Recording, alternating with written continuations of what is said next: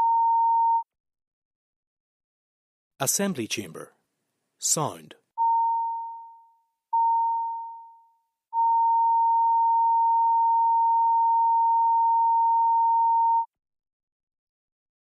Assembly Chamber. Sound.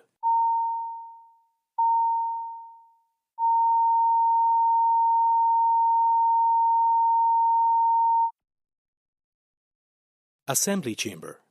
Sound.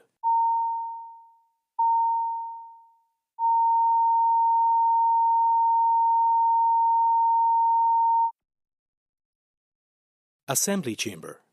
Sound.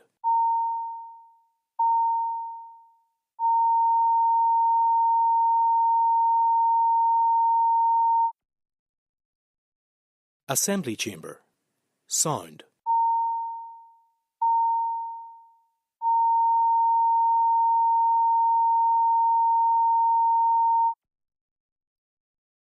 Assembly Chamber. Sound.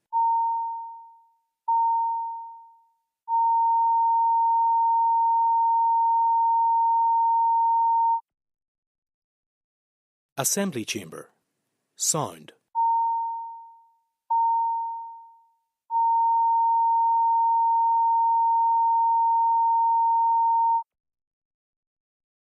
Assembly Chamber. Sound.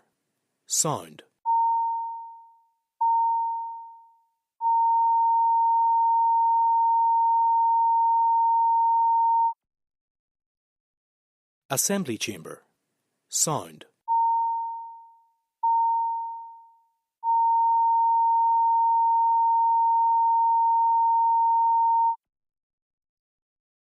Assembly Chamber. Sound.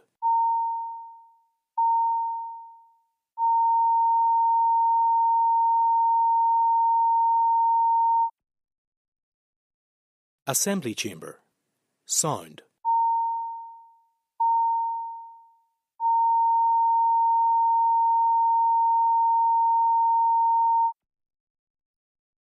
Assembly Chamber. Sound.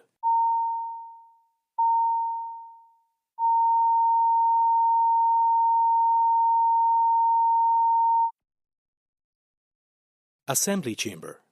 Sound.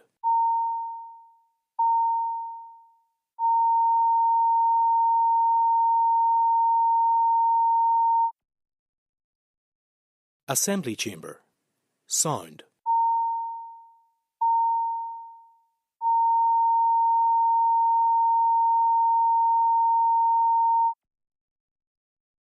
Assembly Chamber. Sound.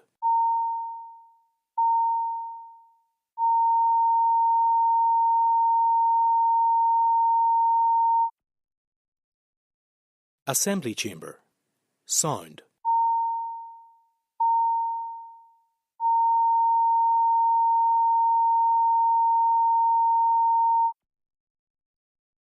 Assembly Chamber.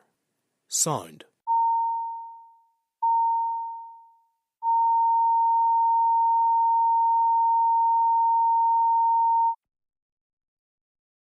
Assembly Chamber. Sound.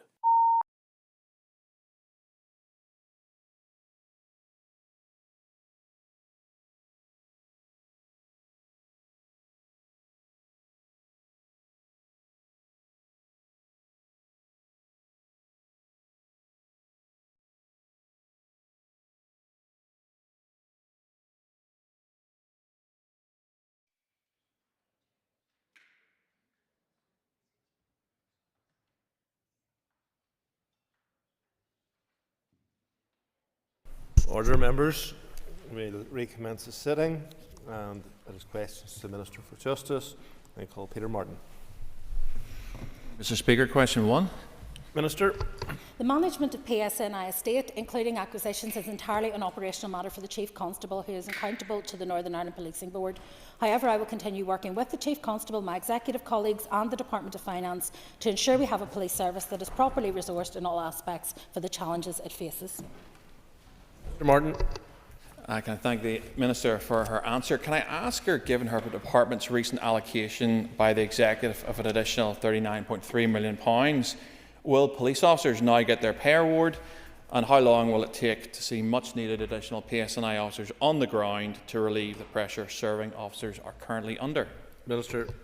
Well, I'm not sure quite how that relates to the estate strategy for the PSNI, but I'm happy to answer it nevertheless, Mr Speaker. The recent additional funding of £39.3 million to my department includes £36.7 million, which has been allocated to the PSNI. The member will be aware the Chief Constable has welcomed that allocation as it meets in full the amount of pressures identified by the PSNI to sustain policing in this financial year.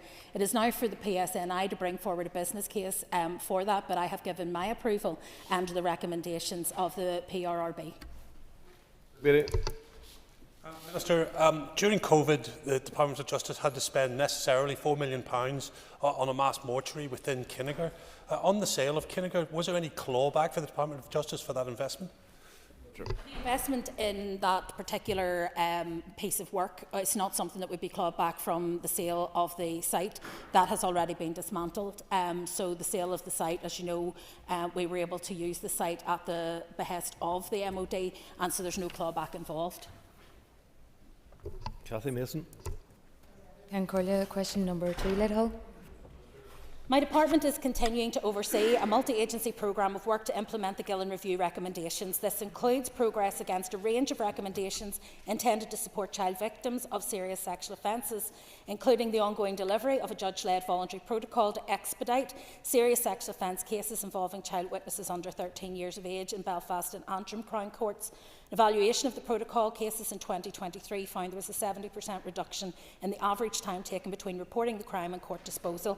The principles of the protocol have been extended to similar cases for children aged under 16 across all court areas. Sexual offence legal advisor services have been provided successfully, providing free legal advice and support to more than 2,000 adult complainants in serious sexual offence cases, and that will shortly be extended to child complainants. My officials have engaged stakeholders, including children and young people, to develop the Child Solace Scheme that will provide general and specific legal advice in relation to their case and ensure that their interests and wishes are communicated to the courts. Remote evidence centres have been established in Belfast and Craigavon to provide a safe, comfortable space away from the court building for vulnerable witnesses, including children, to give their best evidence by video link. So far this year, 317 witnesses, including 133 children, have attended or are scheduled to attend the REC to give evidence. All achieving best evidence interviews with child victims of sexual offences are now conducted by a specialist ABE cadre with expertise in this area. The Health Minister and I are also committed to considering the development of a Barnahouse-style model for Northern Ireland to provide a multidisciplinary and rights-based response for child victims and witnesses of violence. My department also continues to provide funding to support services for child victims of sexual crime. It includes funding for Victim Support NI to deliver the Children and Young People's Independent Sexual Violence Advocate, or CHISVA service, and the NSPCC Young Witnesses Service, which supports young victims and witnesses called to give evidence. We also contribute funding to the Assist NI Advocacy Service, dedicated to providing support to all victims of domestic and sexual abuse. Mrs Mason. Corlia, and I thank the Minister for that really comprehensive answer. Minister, it's widely accepted that establishing, as you mentioned, their one child-friendly setting where they don't have to constantly repeat their story provides better support for child victims of sexual abuse. Can the Minister provide, and you did mention it, but could you maybe give us more of an overview of what your department's plans are to establish the Barnahouse scheme, as we know it's been very successful in the south? Minister. Well, we are very committed to looking at the Barnahouse-style model for Northern Ireland. There is a successful model in Iceland, there's one in Scotland, and now there's one in the south. And I think it's something that we want to do. There's a joint working group completed some benchmarking of current relevant services against the Barnahouse quality standards, and that gained some useful information from several study visits they did. So the next stage is that we will use those findings to develop high-level options and commence analysis of costings. Connie Egan. Thank you, Mr Speaker, and I thank the Minister for her answers so far. Can I ask when we will see the full rollout of the Under 13 protocol? Sir.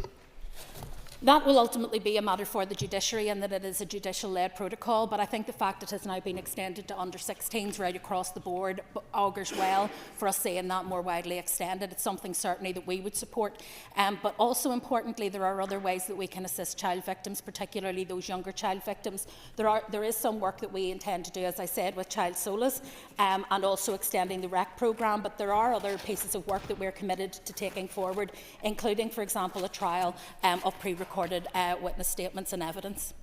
Paul Crawford. Thank you, Mr. Speaker, and I thank the Minister for her answers thus far. In a recent reply to a written question, the Minister admitted that her department does not keep records of those young people who have received support after their case is concluded. Will the Minister commit to changing this so that information is captured to enable us to better understand the whole process for young victims and witnesses? Thank you. Well, it would not be for the Department of Justice to maintain a record of people once they've exited the justice system, which is the last point of contact for which we are responsible. They would then pass on to services that are provided by the Department of Health. And so it's important that we recognise that once people have gone through the justice system and completed that journey, that they then move on into those other services. But it is something that I would be happy to raise with the Department of Health. Matthew O'Toole. Thank you, Mr. Speaker. Minister, in an written answer to me, you said that you were committed to proceeding with reform of the reasonable belief defence in rape cases as per the Gillen Review. Can you be specific that the reform you're looking at will include a reform that will a change which will reform the way a jury can ascertain in a court proceeding how and whether the defendant specifically sought consent? Minister. This is an issue that I am hoping to address through this mandate, but it is a sensitive and complex legal issue, and it's one on which we will need to take significant advice. However, it is something that I think in the last bill that we intend to bring forward is something that we would be keen to consider. Honourable Murray. Mr. Speaker, question number 3. Sure. I was pleased to present 5 innovative and transformative bids from my department to the Interim Public Sector Transformation Board. Following consideration by the Interim Board, I welcome the fact that 3 of those bids have moved forward for further consideration. The bids relate to 3 key areas, namely speeding up and transforming the criminal justice system, reducing reoffending and prison population initiatives, and electronic monitoring for those on bail or on licence. All 3 of these bids present innovative and transformative solutions to some of the challenges currently facing the justice system. While the timescale for notifying the outcome of the Stage 2 assessment has not been confirmed yet, I understand that the Interim Board will provide advice to the Finance Minister and recommendations will then be made to Executive, and I look forward to the consideration of the recommendations at Executive. Mr. McMurray.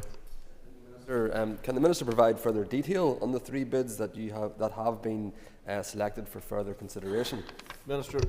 Yes, I'm very pleased to provide some insight into the bids which have made it through for further consideration by the Interim Board. We made a bid which has been supported by the Criminal Justice Board to speed up transformation and transform the criminal justice system. This bid is in partnership with the Public Prosecution Service and will, amongst other things, reduce demand through providing a proportionate response to offending, including increasing non-court disposals, and make investments in early engagement across the justice system, including between police and prosecution and defence, to maximise efficiencies. The bid will also seek to utilise and exploit technology to support transformation. We have a bid which involves the Department for Communities to reduce reoffending alongside measures to address the prison population. It includes provision for investments in a bail support scheme to divert people from custody, the rollout of enhanced combination orders through Probation Board, and as an alternative to short prison sentences, and a review of the prison service framework for delivering rehabilitation. Finally, we have a bid to create a multidisciplinary team to examine the technical and policy implications of implementing GPS location monitoring for those on bail or licence fitted with an electronic tag as part of their release conditions. All 3 present innovative and transformative solutions to the challenges facing the justice system, and I'm wholly convinced should we receive funding through these bids, it will afford us with opportunities to improve the effectiveness and efficiency and to meet the increased and changing demands on a system, providing stability for the future.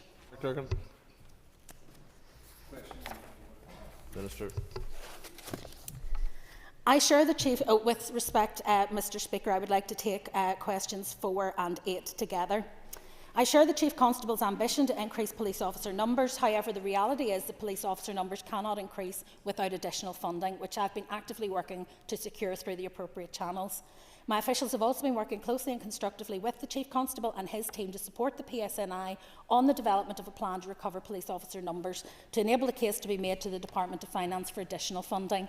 I acknowledge the Chief Constable has expressed disappointment that the draft programme for government does not adequately reflect the issues facing policing here and wants to see those commitments strengthened. I can assure you that I will continue to support the Chief Constable where I can while respecting his operational independence. Mark Durgan.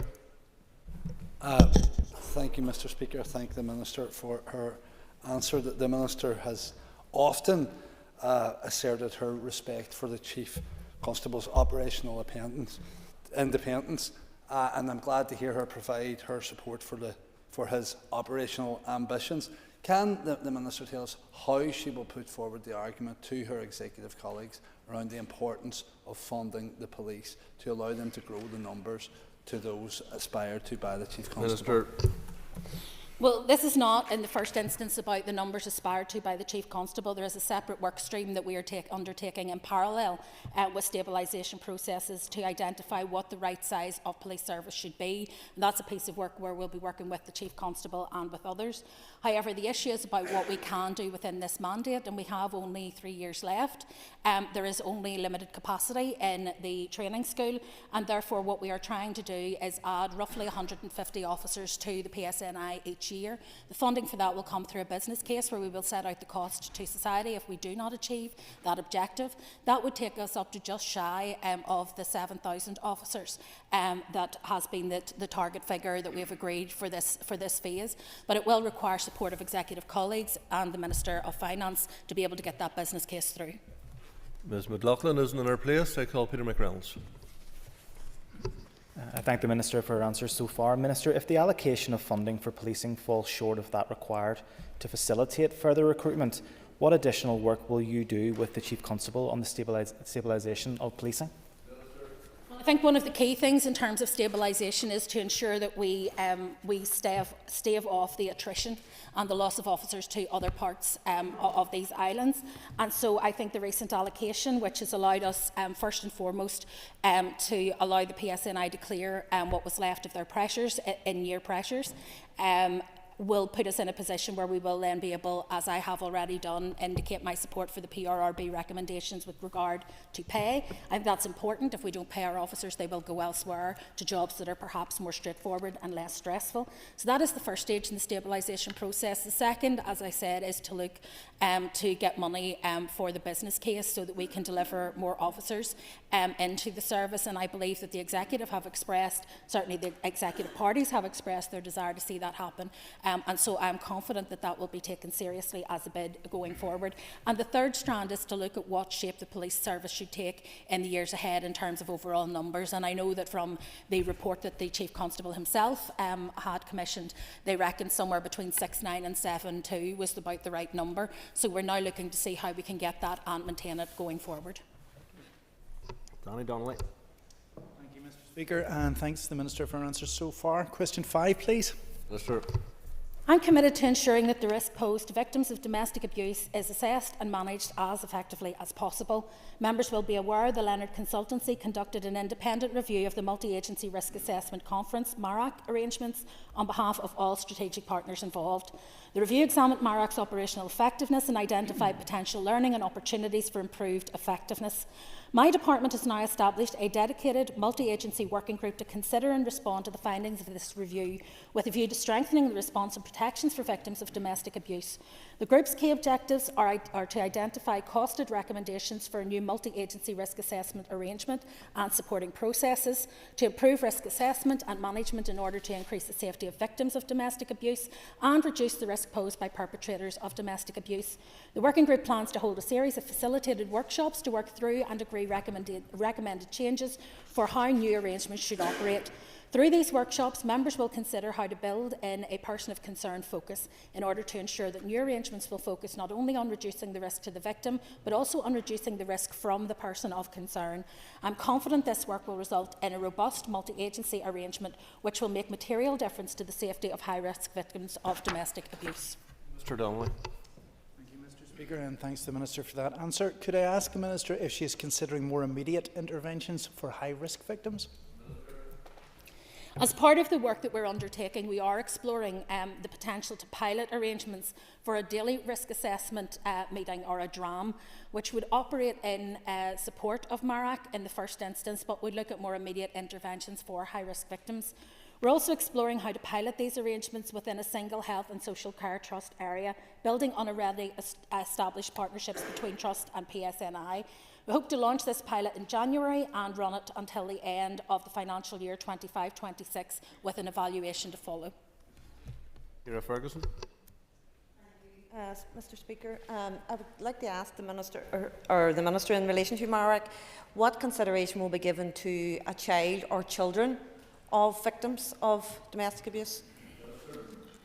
Well, I think it's important that when we look at those who are at risk, we consider the impact on children. And as you're aware, in the domestic abuse offences, there are aggravators, statutory aggravators there, which take account of children being aware, having had sight of, or hearing domestic abuse taking place. So it is important that when we look, for example, at that person of concern, who is essentially the person who we are concerned about their violent behaviours, that person of concern will have links to other people, including children, as well as the main intimate partner who may be the subject of their domestic violence, and that will be taken into account.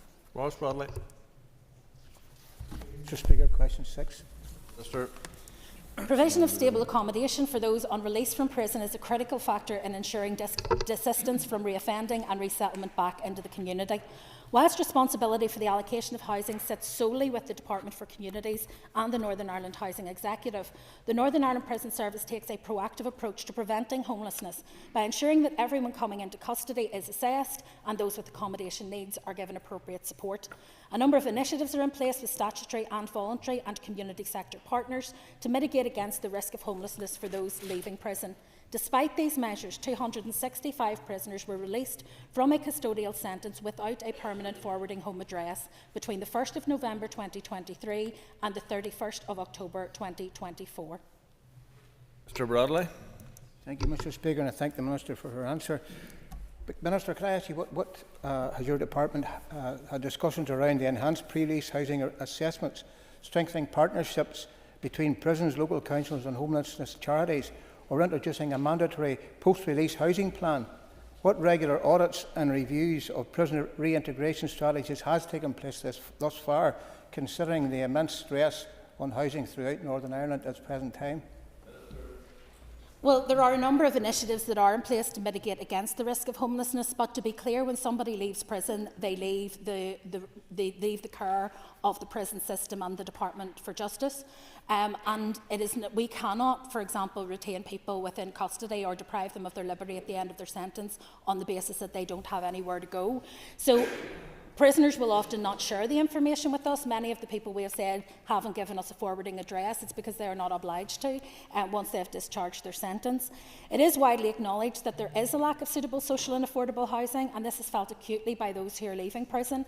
A protocol for the management of accommodation and related support needs of people in custody was published by the Housing Executive in December 2023 and sets out a collaborative approach to addressing accommodation needs from the Housing Executive, Housing Rights, Probation and Prison Service. Prison Service has also put in place a number of initiatives to mitigate against the issue of homelessness for those leaving prison. They include an assessment of prisoner needs on committal, which includes their housing arrangements and enables staff to put in place interventions, for example, to prevent someone on a short sentence losing their tenancy. The introduction of housing advisors in Magabry provides early intervention on housing needs and allows decisions on accommodation to take cognizance of other resettlement factors, including health and employability.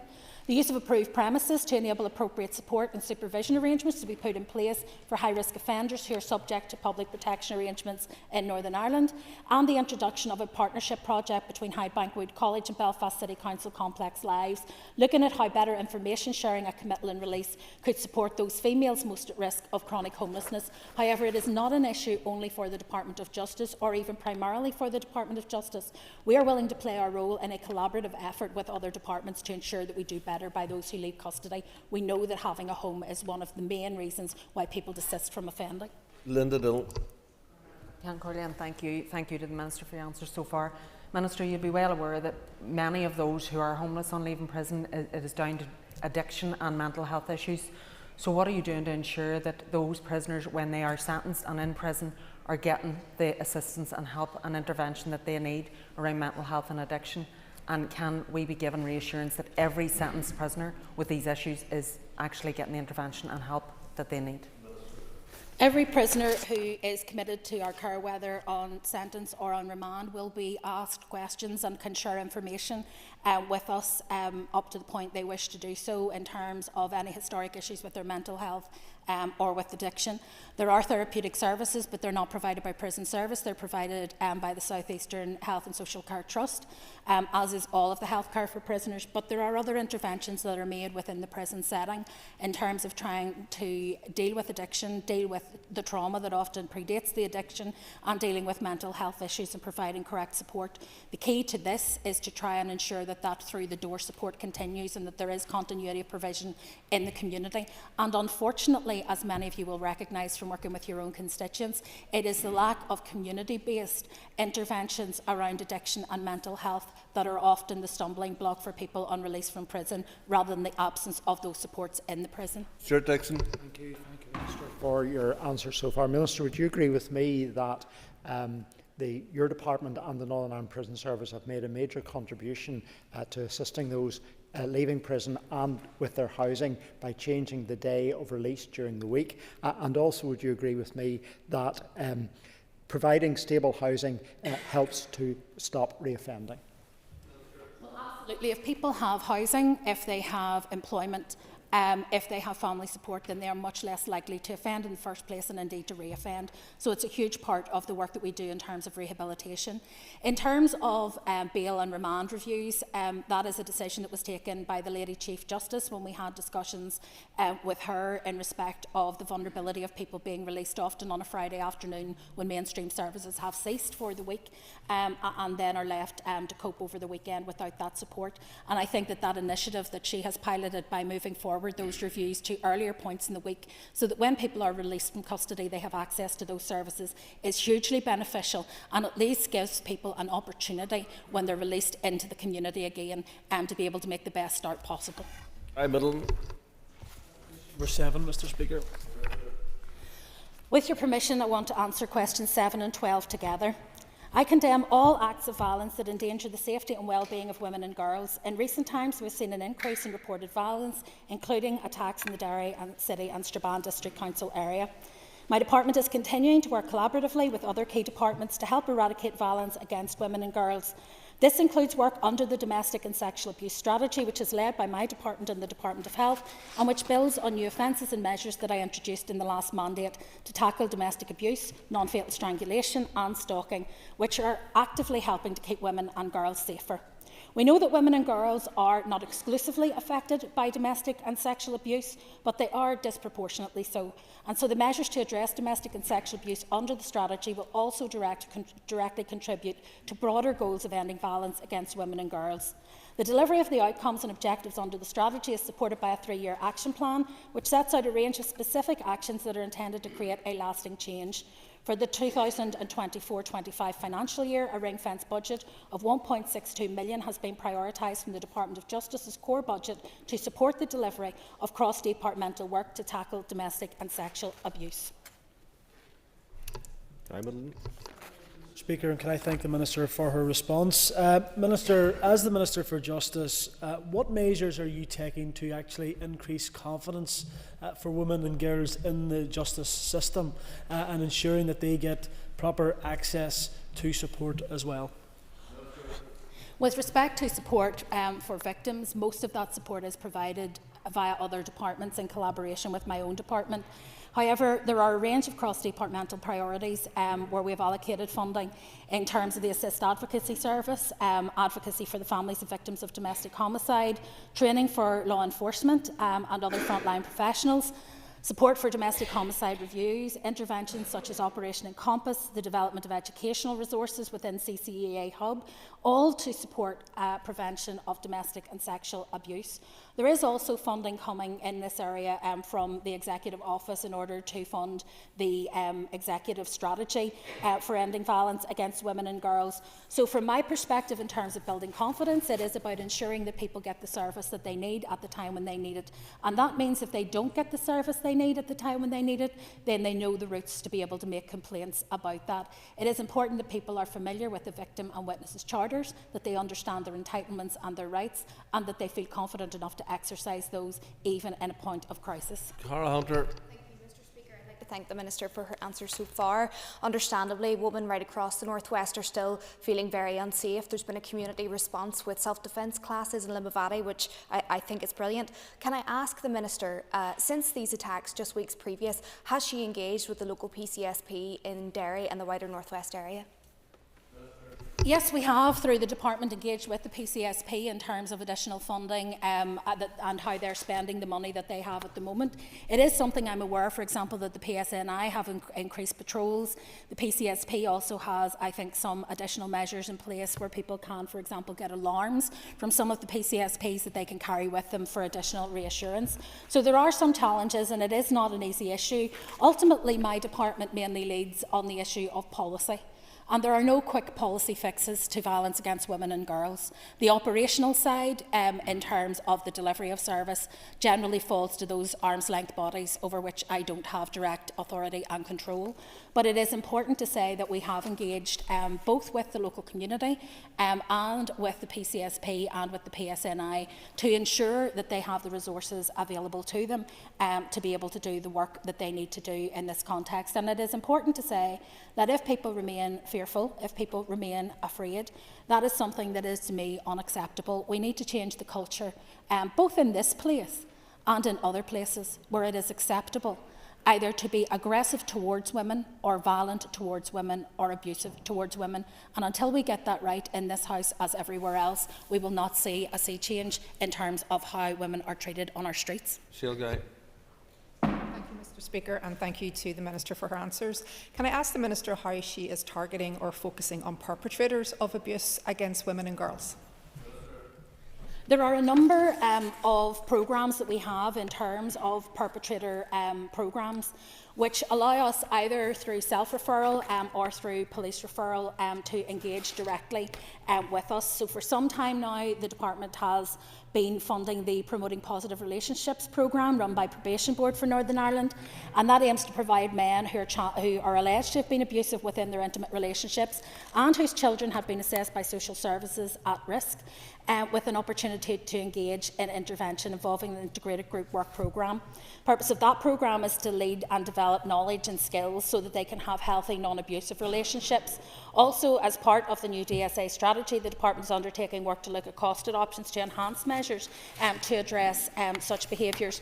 We've also had, for example, the White Ribbon campaign has come to Hydebank Wood and worked with our young men and young women there in order, again, to challenge attitudes. We have had a number of different partnerships, but I think it is important that we at all times recognise the power of peer intervention. And so what we focused on in Hydebank Wood was how young men would react if they saw other peers behaving in a way that they thought was unacceptable.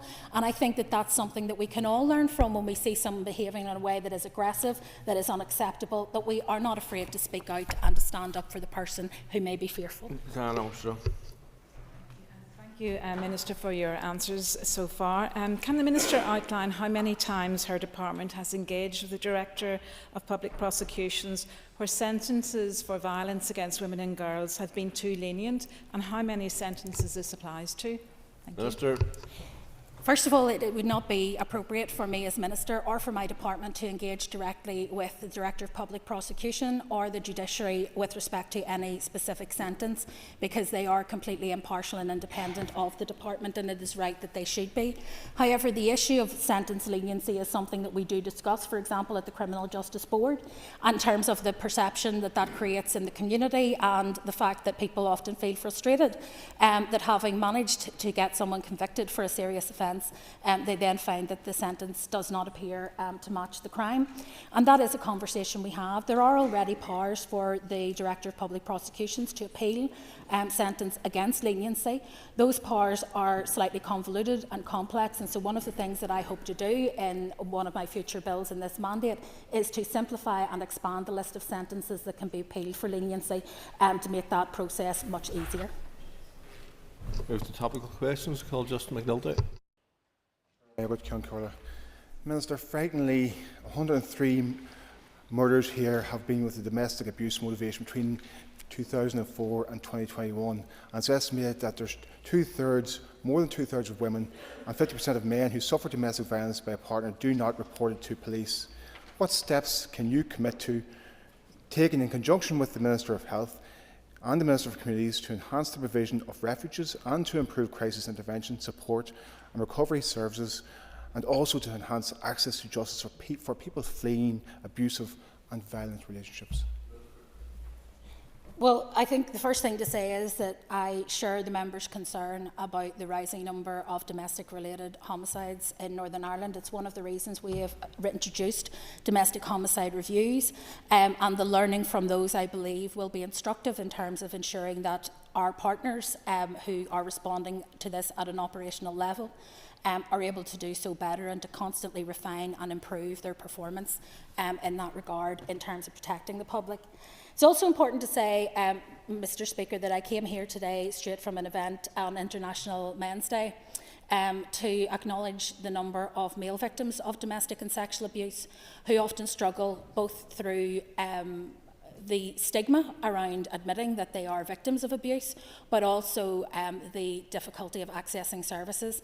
And so one of the pieces of work that we're funding the Victims Commissioner to undertake is an assessment of the services that are available and an identification of the gaps in service so that we can better provide those services to the people who need them most. It is important to recognise that domestic and sexual abuse is no respecter of race, of gender, of age, of colour, of creed, and we need to recognise that there are many abuse victims who live with that pain and never disclose it to anyone. I want to thank the men who did disclose it in relation to the research that was produced, because it has been hugely helpful in terms of guiding what the Minister of Health and I will be able to take forward as a programme in response. Mr McNulty. Thank the Minister for her answer. Minister, the Criminal Justice Inspectorate has identified the fragmented approach across the justice system as a barrier to the access to justice. How will your department ensure better working relationships between organisations across the justice system to ensure a unified approach that keeps victims' needs central and ensures that the system supports and protects them? Well, one of the things that I have done is to ensure that the Victims of Crime Commissioner designate can attend the Criminal Justice Board meetings that we hold on a quarterly basis, so that as we discuss the changes that we wish to make to the justice system in terms of improving access, in terms of speeding up justice, in terms of new protocols, that we have victims at the heart of what we do, that they are not a periphery issue, but that they are at the heart of what we do.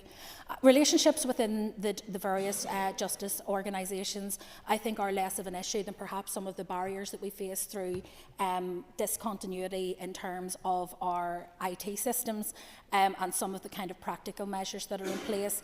There is also an independence issue where there is a limit to what the department can do other than encourage and incentivise that cooperation.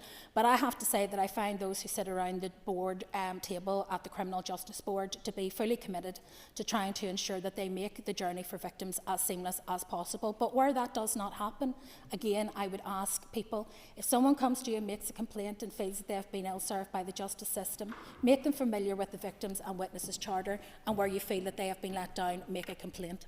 Brooks.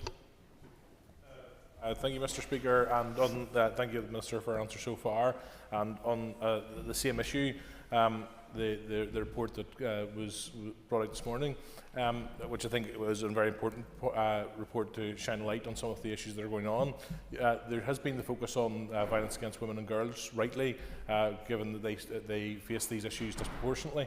But can I ask, some of the third sector organisations in that field have been key to trying to give support to women. Could I ask the Minister what engagement she's had with similar organisations in that support men to help support them through domestic violence cases? Minister. We have quite good engagement through our domestic and sexual abuse expert panel with organisations that support both male and female victims of violence. We also, through a number of other opportunities that we have, obviously engage with them throughout the year. The Men's Advocacy Project, for example, is a really good example of an organisation that speaks up for and supports men who find themselves in this particular situation. One of the issues that has arisen as a result of the research, and I think it's hugely important, is that it has shone a light on just how few men actually report this. So although 31% of victims last year were male, we know that there was only around 50% of them had reported it, and sadly, less than that still who were willing to make a report to the police and the authorities in order to pursue justice. I understand the frustrations that people have. Justice can be daunting and it can be complex, but it is important, because until we hold those who are responsible to account, we will not see a sea change in terms of attitudes and culture.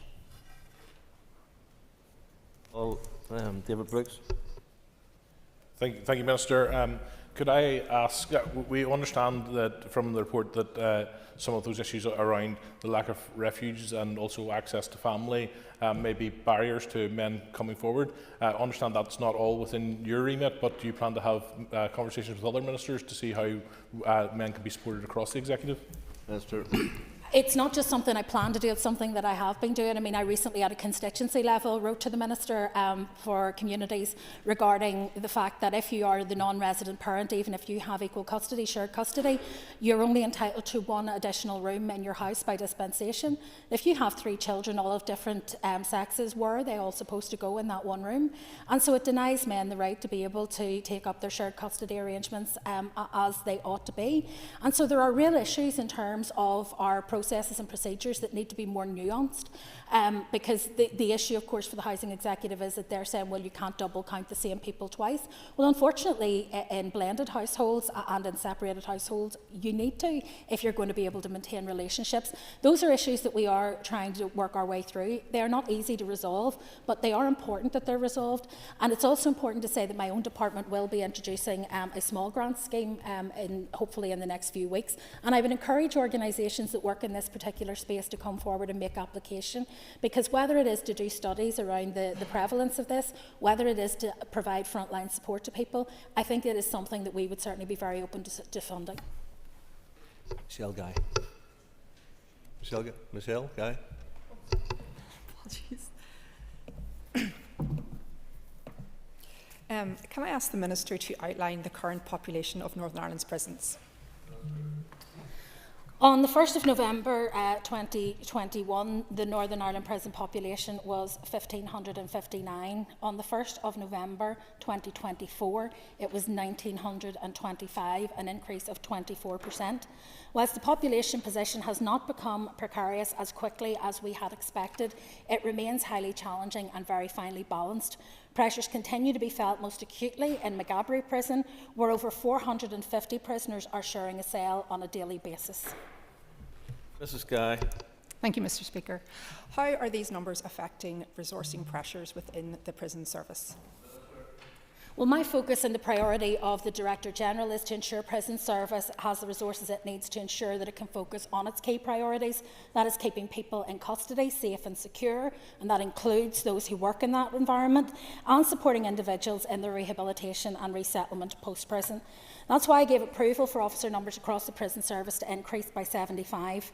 Earlier this month, Prison Service launched a new recruitment campaign with the intention of employing more than 100 new prison officers. It is important that our prisons are properly resourced, because without the ability to do those interventions, to do the education, to do the challenge on offending behaviour, we will release people back into the community who have not been rehabilitated and have not changed their attitudes or behaviours, and that will lead to more victims. This investment is a wise investment, and it's one that I think we need to make. Alan Robinson. Can I ask the Minister when she expects to receive an update on any progress that has been made for a 240 cell accommodation block and control room at McGilligan Prison? Member will be aware that we have had to split what was originally a one-size business case, which included both that and the kitchen block, and we have had to split the business case into two. So we're now advancing the business case for the smaller accommodation block and the kitchen, and then we will be looking at the larger accommodation block. Those are at outline stage at this point, but all of this is contingent on us receiving the resources that are required to ensure that we can replace the facilities at McGilligan. Those of you who are familiar with the prison at McGilligan will be aware that, somewhat like Trigger's broom, I think there is more now holding it together than there is of the original substance of the buildings. Mr. Robinson. Mr. Speaker, and I do thank the Minister for her answer, and I do agree. Does she recognise and accept that the ageing and decaying of this prison has been ongoing for many years, and it's important that there is investment into this facility which will provide long-term employment for hundreds of people whilst ensuring a reduction in reoffending among the prison population? Absolutely, and I think one of the key things when I visit McGilligan is that I recognise that what happens within McGilligan is not reflected in the estate in which it takes place. There is some excellent work, really important work happening through prison service in terms of rehabilitation, in terms of care for elderly prisoners, and in terms of support for families that I think is not well served by the current estate. We're absolutely committed to maintaining our site in McGilligan. It is an essential part of the estate, and I am absolutely convinced that we need to invest significant money on that estate in order to ensure that we have a prison that is fit for purpose and that is fit for the future. And that is something that, with my colleagues in the Executive, I will be seeking additional resource, because without it we will not be able to progress. Speaker, and thank you to the Minister for answers so far. Has the Police Ombudsman returned to work, and if not, has the Minister had any conversations with the office about when we can expect this change? The Police Ombudsman has not returned to work at this point. The Department has ongoing conversations with the Ombudsman's office to ensure that they have the requisite authorities to be able to continue with their work.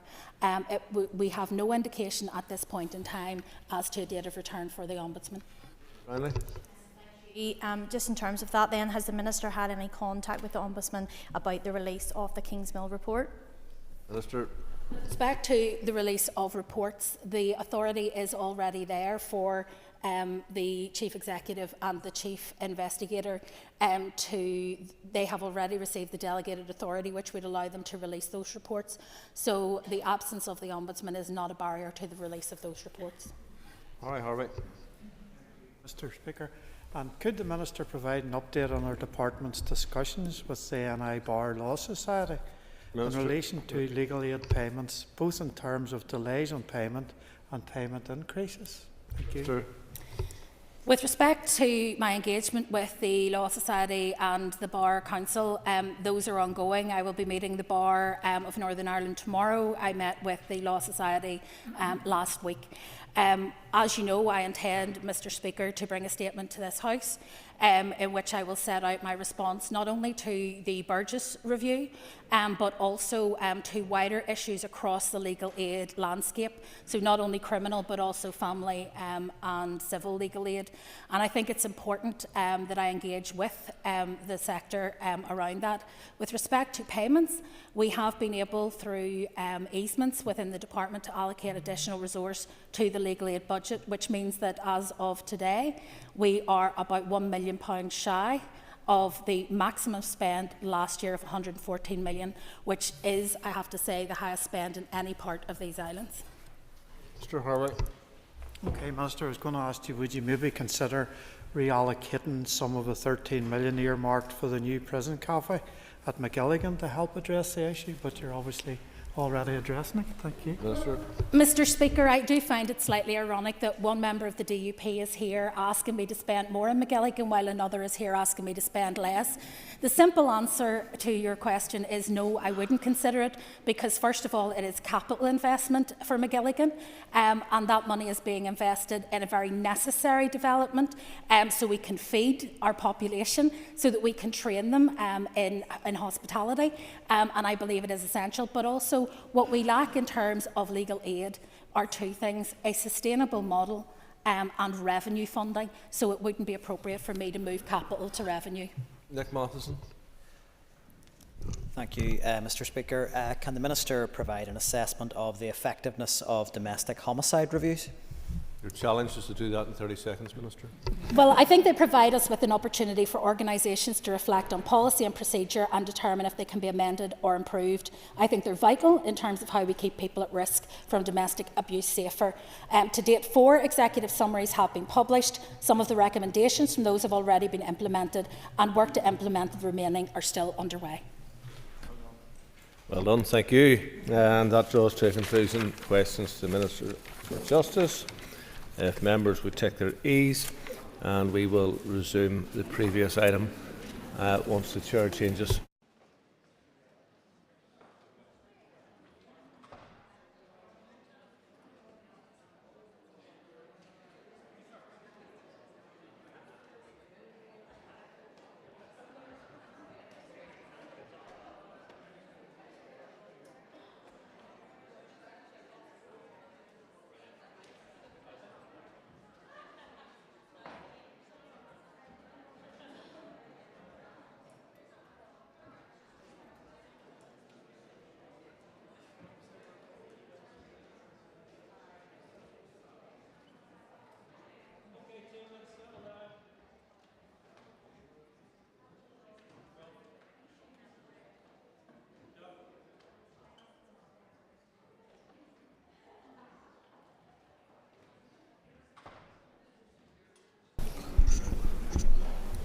Okay, ladies and gentlemen, we're about to recommence the motion on addressing the problems of bovine TB.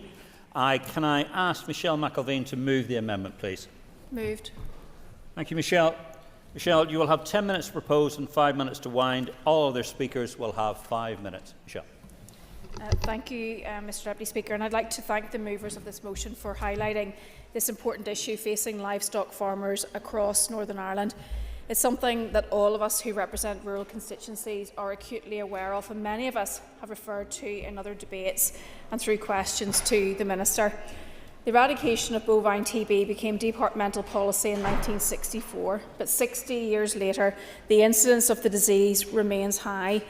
Sadly, the Department's efforts have been largely unsuccessful. In 2023, TB herd incidence exceeded 10%. And in the first half of 2024, a 22.5% increase in TB reactor animals has been seen. In the UK, only Scotland is officially tuberculosis-free. The current departmental policy is a continuous cycle of testing, removing and compensating. And while this has slowed the spread, it has not eradicated the disease. And we are now at risk if current figures for this year are indicative of a trend of seeing the disease spiralling out of control. A key factor is transmission of TB from wildlife to cattle and vice versa. Ideally, what we want to see are healthy, thriving wildlife and healthy, thriving cattle free from TB. An outbreak of bovine TB has devastating consequences for farm businesses. It has a significant financial impact, but also an emotional impact. And I know this myself from visiting farms around the country during my time as Agriculture Minister, and also from those within my constituency who have come to see me as their local MLA.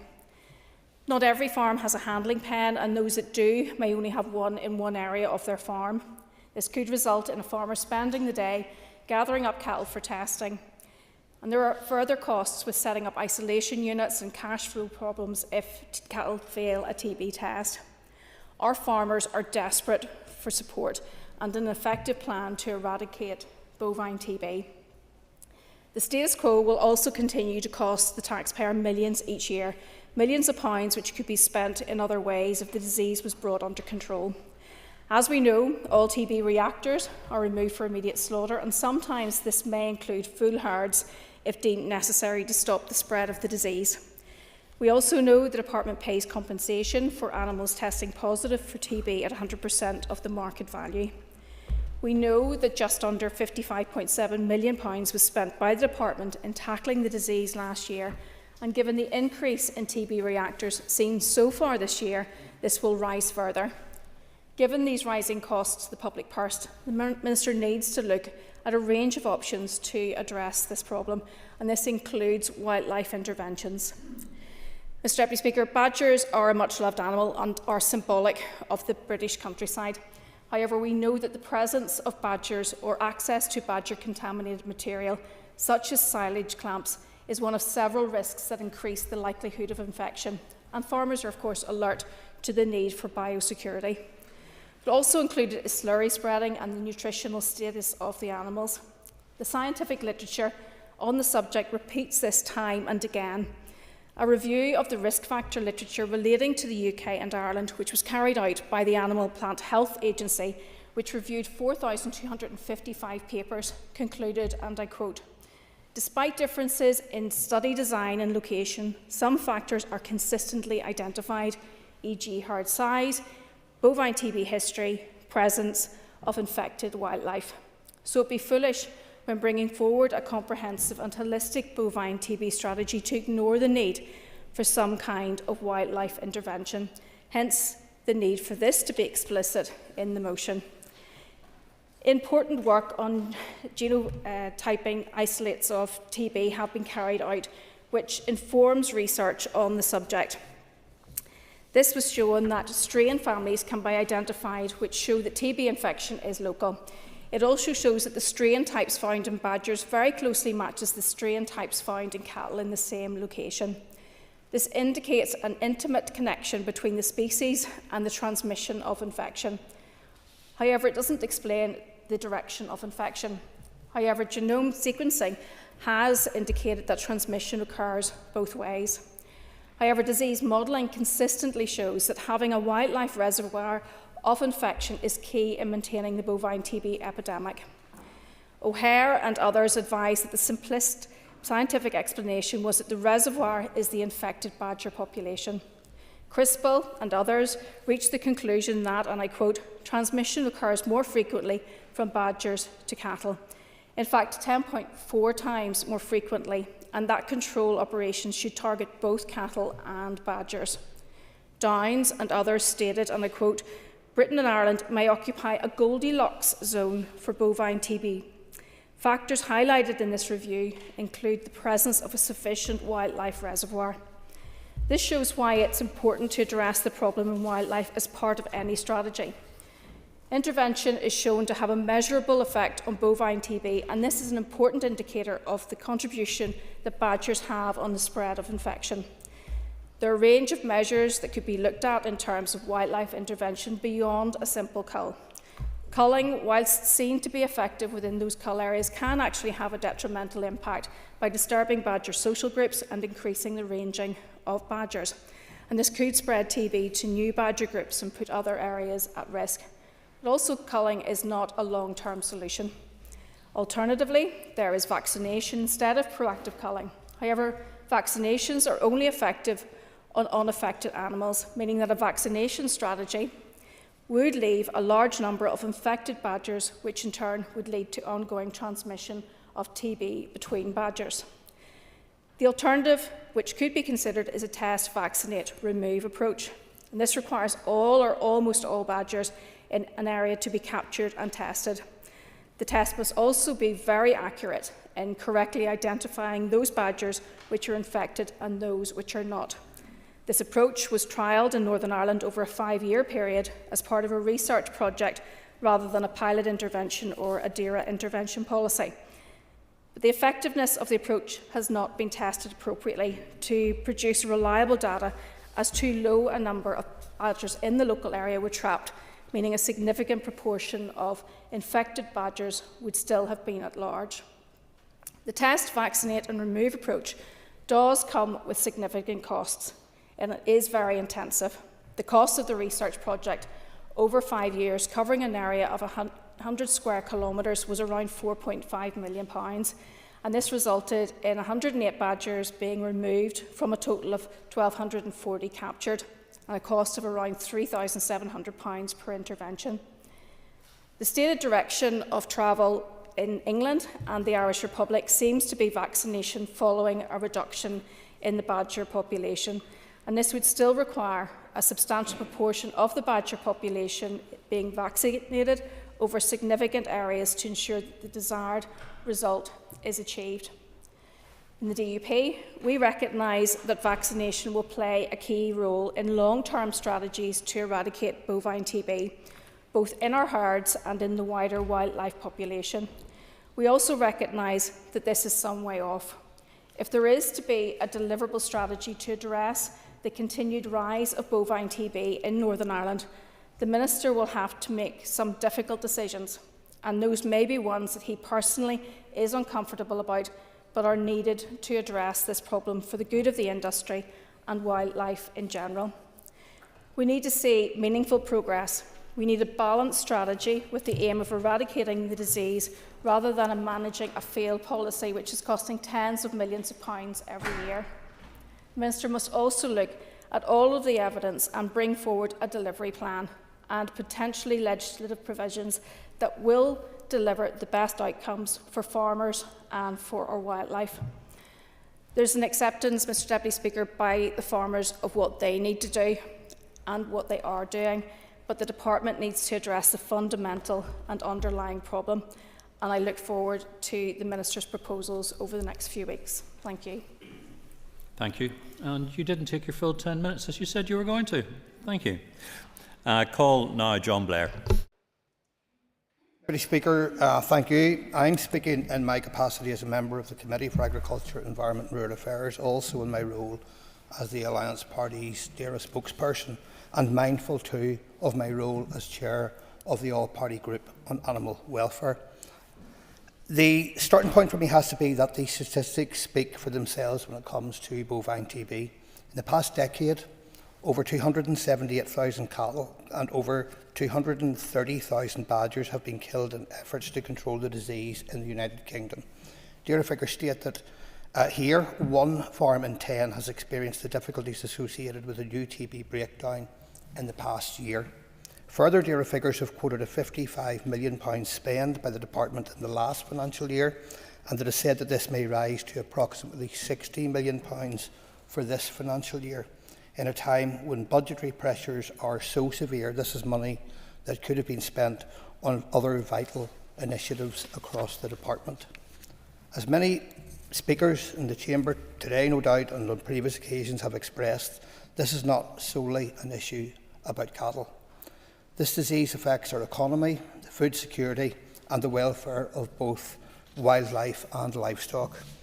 We have all heard about the devastating mental toll this situation takes on farmers. It's not just the financial losses that affect them. They also have to witness the culling of their cattle, animals they have cared for so carefully. Even for farmers who have not seen an outbreak on their farms, the constant fear and worry of what the future may bring can be overwhelming. Therefore, the impact of bovine TB concerns the livelihoods of families who have dedicated generations to farming and who are passionate about what they do. The reality is we need to find a way to address these challenges more effectively, and I am grateful the Minister is committed to delivering a holistic, science-led approach to tackling TB. The Minister tasked the Chief Veterinary Officer to help undertake a review of TB, which will be reported upon imminently and can inform a new comprehensive approach to tackling the issue in Northern Ireland. The Minister has made clear that the purpose of this review is to ensure that the Department's approach to tackling TB is informed by the latest science, evidence and also best practice. I am also encouraged by the recent launch of the strategy to end the badger cull by 2029 from the new British Government. This announcement represents a new direction in defeating this disease. It does not solely rely on traditional methods, but looks towards ethical, sustainable alternatives that consider not just the cattle, but our wildlife populations as well. I must also address, Deputy Speaker, that public awareness initiatives are critical to tackling this issue. These should include educating farmers on best practices to minimise the risk of their cattle being exposed to bovine TB, as well as greater focus on vaccination and biosecurity measures, while also being vigilant about farmers' emotional stress. Therefore, the Alliance Party supports the motion and the amendment. We recognise the need for a strategic, well-informed, science-led response to bovine TB, but we must ensure that it does not compromise our ethical standards on the welfare of animals. Those within the sector, as well as our wildlife and livestock, deserve such a strategy to be implemented. We must remember that the common enemy here is bovine TB itself, and we can only combat it by working together. Thank you. I call on Diane Armstrong. I want to thank members so far for the contributions and the proposers of this important motion. Bovine TB is one of the most significant and expensive infectious diseases affecting our agri-food sector here in Northern Ireland.